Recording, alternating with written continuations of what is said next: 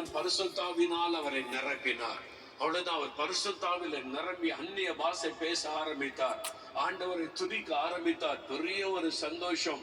ஆவியானவரால் அக்கினி வந்து நிரப்ப நிரப்ப நிரப்ப போதாண்டவரே போதும், இதுக்கு மேல என்னால தாங்க முடியல என்ற அளவுக்கு ஆண்டவர் நிரப்பி விட்டார். இப்ப பரிசுத்த ஆவியானவரால் நிரப்பப்பட்ட உடனே அவருடைய வாழ்க்கை மாறிவிட்டது. இப்போ அவர் வெற்றி உள்ள வாழ்க்கை வாழ ஆரம்பித்தார். பாவத்தை மேற்கொள்ளுகிற வாழ்க்கை வாழ ஆரம்பித்தார். பூமியிலேயே சாட்சியாய் வாழ ஆரம்பித்தார்.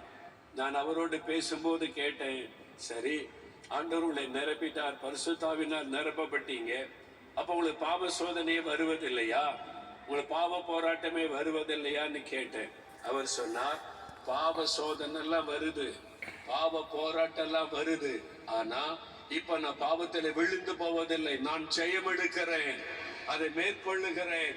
அதை மேற்கொள்ள ஆவியானவர் எனக்கு பலன் தருகிறார். அதை ஜெயிப்பதற்கு ஆண்டவர் எனக்கு பலன் தருகிறார். பாவ சோதனைகளை மேற்கொள்ளவும் பரிசுத்தமாய் வாழவும் ஆவியானவர் எனக்கு வல்லமை தருகிறார். இதுதான் பரிசுத்தாவின் வல்லமை. அல்லேலூயா சொல்லுங்க. இந்த வல்லமை உங்களுக்கு தேவை.